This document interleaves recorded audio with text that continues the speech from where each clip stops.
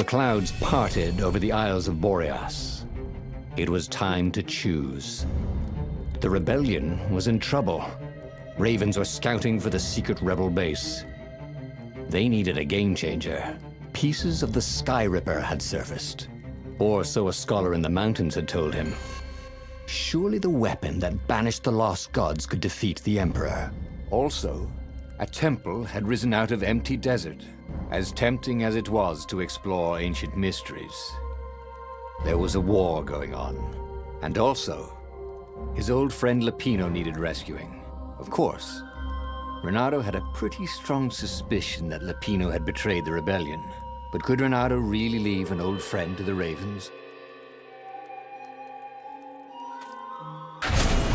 Every child knew about the Sky Ripper. The Transcendent Emperor had buried its pieces. What could have brought them to light? This Emperor, Isengrim III, had once been kind, but he'd gone mad. And now he was conducting secret, obscene rituals to bring back the lost gods. Had he, somehow, summoned the long-lost components of the legendary weapon out of the deep places of the earth? It was more than Renato could fathom.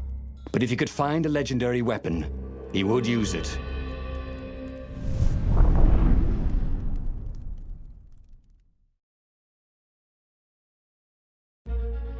As he set foot on the island, Renato couldn't help feeling a bit curious.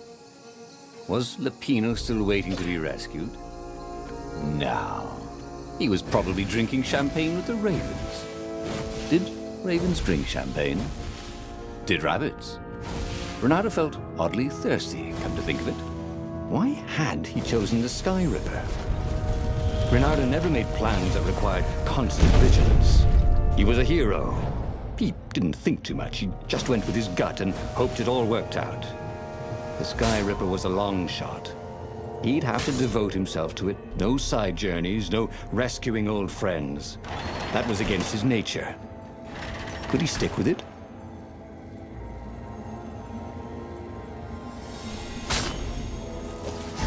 Didn't your mother tell you it's rude to stare? Snapped Renato, a little smug. The people who had built this castle, did they even know what monstrous weapon lay hidden within their walls? The Sky Ripper could destroy anything it touched, or so the legend said. As the Transcendent Emperor had fought the lost gods, thousands had died. But Renato had been through wars. The only merciful war was a short one.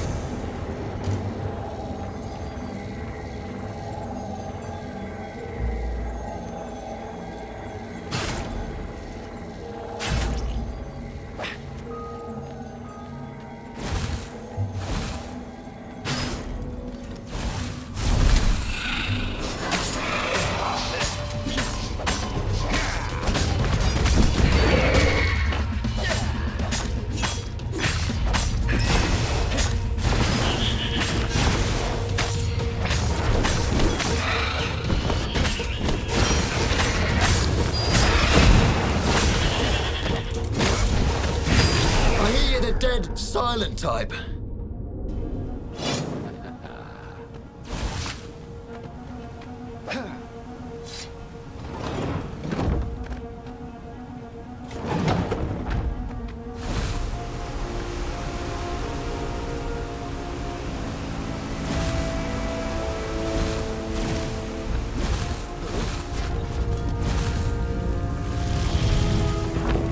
There it was. Sky Ripper's armature. The stuff that dreams are made of. Engineers' dreams, anyway. The device was intricate. No one alive had the skill to make a thing like it. How was it part of a weapon at all? He'd have to ask a scientist. But first, he'd get the second piece. Sky Ripper had a heart. a core that had come to rest on the next island. Well, there was another island he could reach. Zenobia had just invaded it with her father's Raven battalions. She must be encamped there still. But fighting Zenobia now, that made no sense at all. He'd already sacrificed one friend to get this armature, was it? He didn't need to hurry to face her. She would find him. Renato asked himself why he changed course to confront Zenobia. He'd no idea. Sometimes he would just do things, and he could never figure out why he'd done them. Usually, they worked out. After all, he was a hero.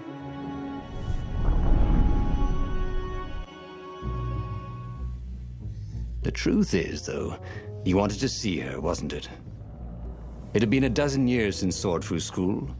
He'd followed every rumor about her, every scrap of news. Not that he still loved her. After all, she was his enemy. No, it was solely because, know your enemy. All right, maybe he should stop pretending. He knew exactly how she felt about him. But their love affair always ended with a tragic death. Unless, maybe he could find a way to dodge tragedy. Surely he could, couldn't he?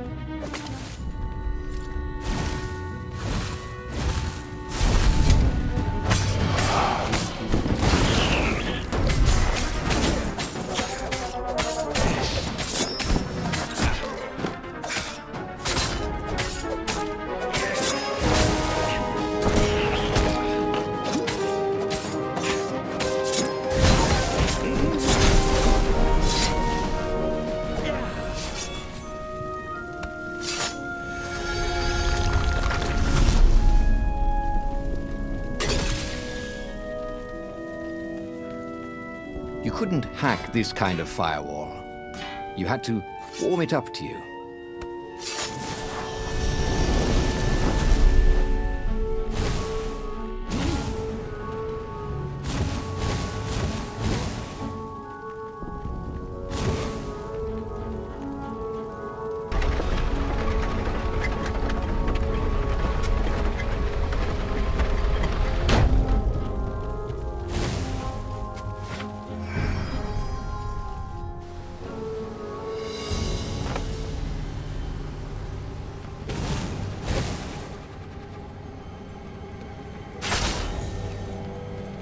Hey, why don't you guys fight in groups?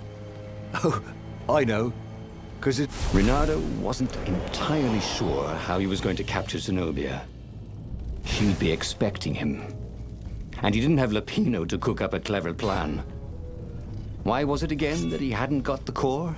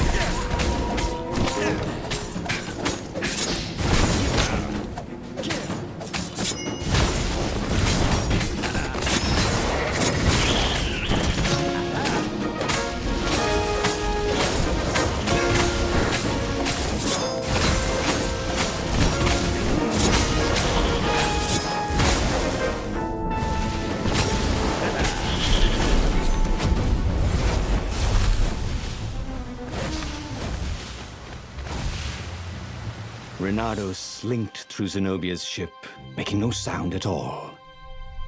Where were her guards? Finally, he reached her bedroom. She was curled up on her bed. Oh, he'd forgotten how beautiful she was. How sleek. How soft. He tapped her on the shoulder with his sword. She vanished. And he suddenly noticed he couldn't move except his mouth. In fact, Sudi couldn't keep his mouth shut. He told Zenobia everything. Skyripper, the rebellion plans, even where the secret rebel base was, until he was hoarse. It was some kind of truth spell. A talky truth spell. She called her father by Farspeaker Toad and filled His Majesty in. But why didn't he get the core? Croaked the Farspeaker in something like His Majesty's croak. Because I missed you, darling. Renato grinned. He doesn't even know why, frowned Zenobia. That makes no sense. It's a trap, shouted the Emperor. I'll meet you at the outpost, and I'll bring my interrogators. If Renato came face to face with the Emperor, maybe he could assassinate him. But maybe it would be smarter and safer to turn Zenobia against her father.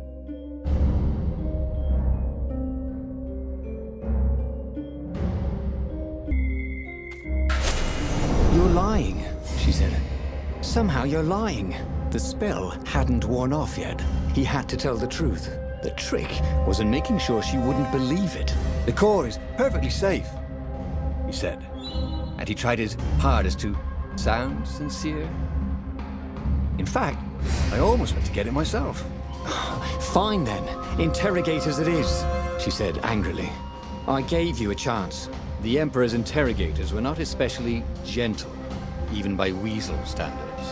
Fortunately, Zenobia had locked him in the guest quarters on her ship, and she'd forgotten it had a toilet that, like all skyship toilets, could be vented into the abyss. This was not the sort of slippery fox he wanted to be. But just as they were about to land, he threw the latch, wrinkled his nose, and leapt through the open latrine.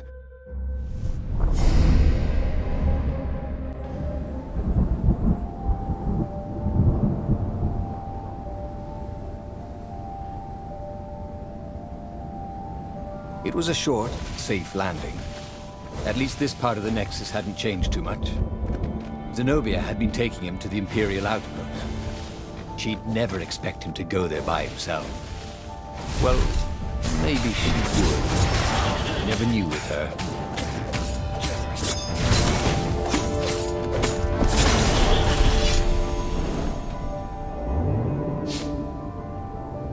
There was a sign. Take the goat across first.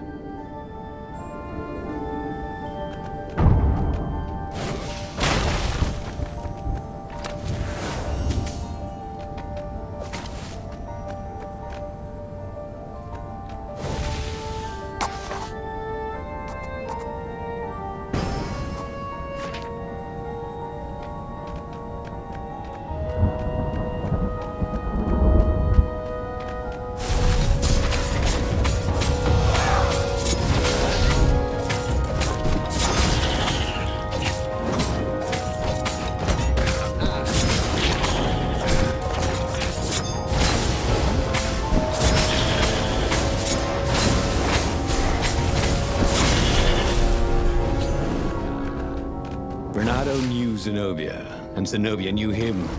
She'd suspected a trick. Now he'd vanished. She would probably guess that was his plan all along. Perfect. Maybe she wouldn't use the Skyripper. At least not without taking it to the scientists at the observatory first.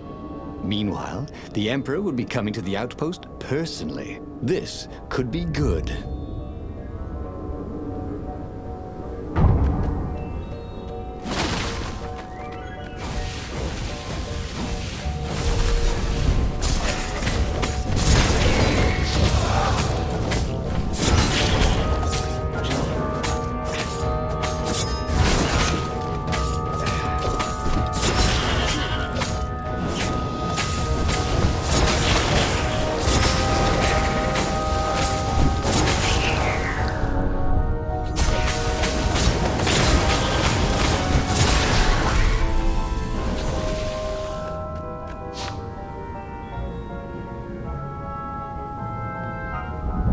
Renato was face to face with the Emperor's bodyguard.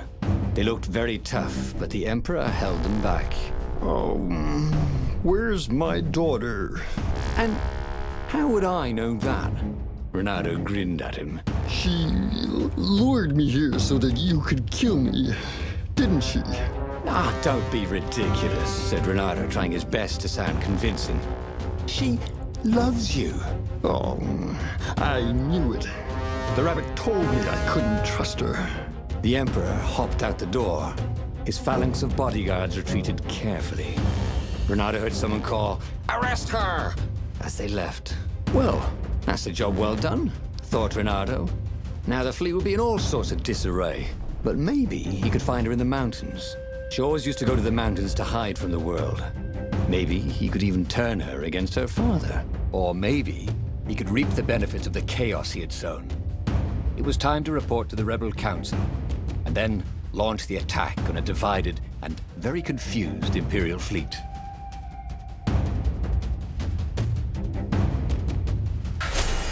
Renato felt very clever indeed. He'd told the Empire nothing but the truth, and now they suspected everything and everyone.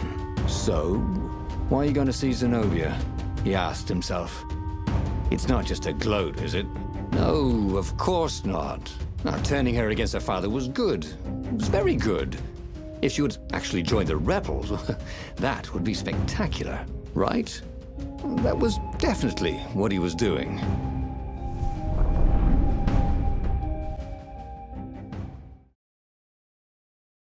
He wondered if he should have just told her the truth about her father. The Emperor had adopted her from a stray. That was the source of all her loyalty. But even then, he'd been dreaming of a bargain with the lost gods. They alone could make him immortal. The Emperor would have to seal that bargain with the life of someone who truly loved him. And who else truly loved the Emperor? But how could Renato tell her that now? Why would she ever believe him?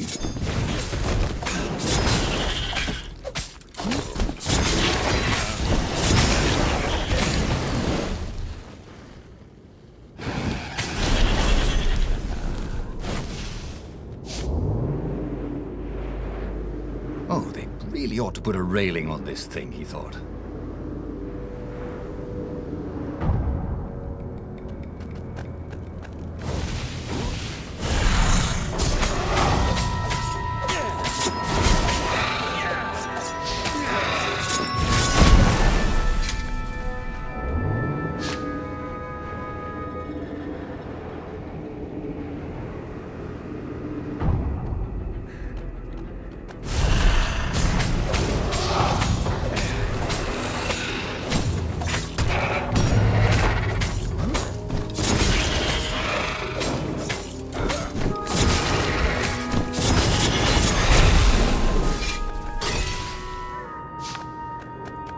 The funny thing was, she should have trusted him.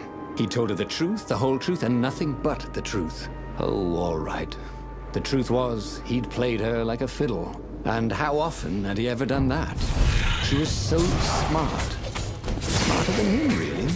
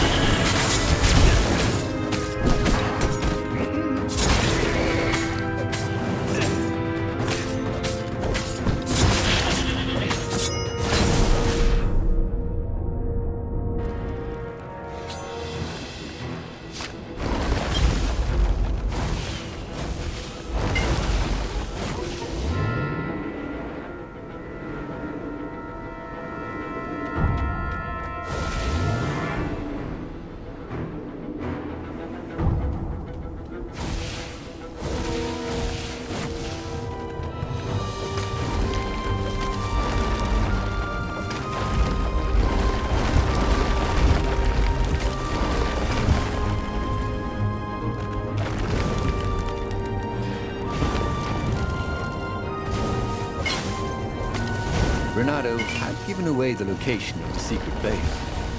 Fortunately, the Emperor thought it was all a trap. He even mistrusted his own daughter.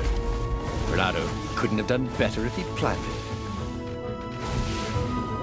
What have you done to me? Zenobia demanded. My own father thinks I'm a traitor. So? But I'm loyal. So what? You're a bastard, Renato, she said. Now, you love that about me. You really did want the core, didn't you? And the Iblis stone. Yep, he gloated. You get all that? She said to the far speaker toad he'd failed to spot. I am so relieved, my daughter, said the far speaker. And Zenobia got into her ship and flew off. Damn it. The old far speaker trick. How had he missed it? This was very bad. Zenobia back in her father's good graces, and both of them ready to use the core and the Iblis stone. He got back on the Farfarer. Briefly, Renato thought of fleeing. The odds were surely against him. Never tell me the odds, he told himself. Odds confused him. He preferred to trust his gut. And so he sailed on to attack the fleet. Alone, if necessary.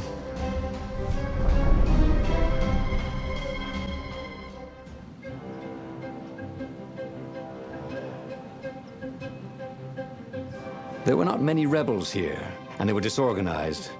The Empire had obviously attacked the secret base, the formerly secret base whose location Renato had so helpfully pinpointed on a map. There was still time to turn around, wasn't there? But Renato hated turning around.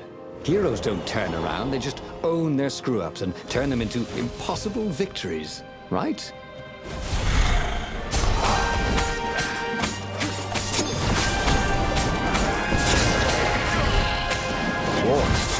If only you had some sort of gun that made portals.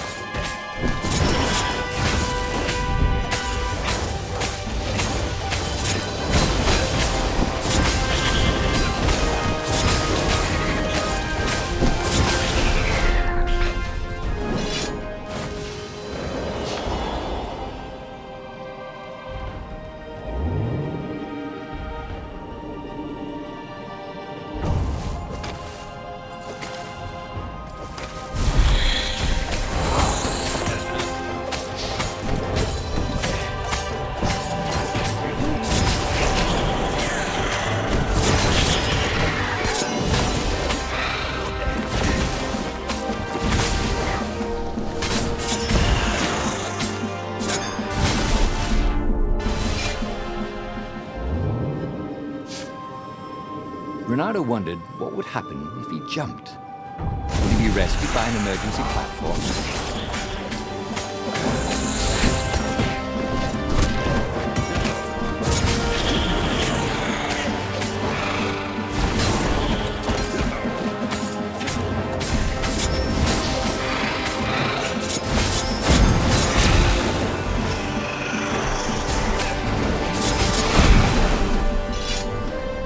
The odd thing was, Renato's personal battle was going fairly well.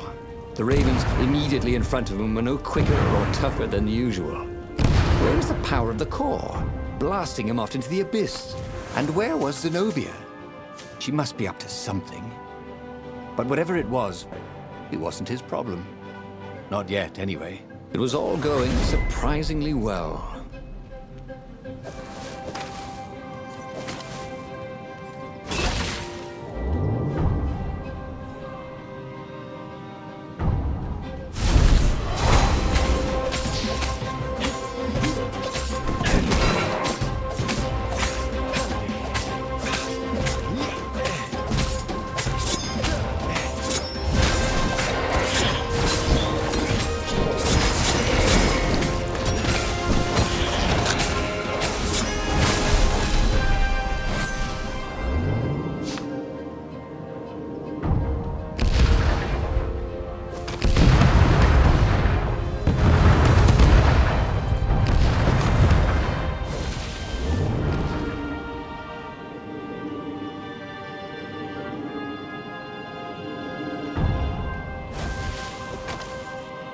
Soon he'd confront the Emperor. Funny that this whole war had come about because the Emperor feared death. And now it was coming for him. There was some sort of lesson there, wasn't there?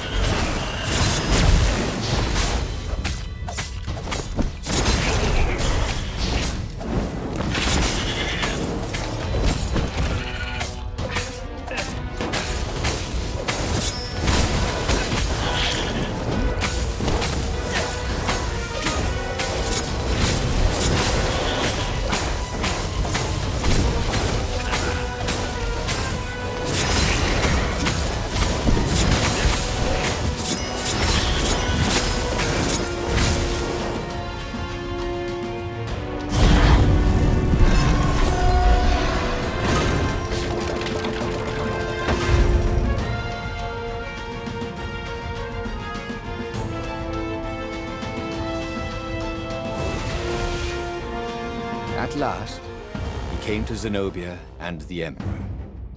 She was sealing up a kind of squat coffin, banded with lead. So glad you're here. Croaked the Emperor. You will be witness to my final victory. That's creepy, Dad, said Zenobia. But thank you. Because of your shenanigans, we tested the core. It's really unstable. It could have blown us all up. It could, asked Renato. Anyway, we already destroyed your secret base, so we don't need a super weapon. We're just going to bury it. Do we, torture you? Or give you a medal? Sometime later, Renato got an invitation to attend the Emperor's ritual sacrifice of his daughter. They took him out of his dungeon cell and gave him all his medals to wear. A little while after that, the lost gods returned, and the sun went black, and the Emperor ate his soul. He should go back to some of the choices he'd faced before. Maybe there were new paths that had opened up, like those doors he was opening up all over the map that took him to new treasures and around his enemies. And he hadn't learned anything new this time. He'd done the same thing twice, yet expected a different outcome.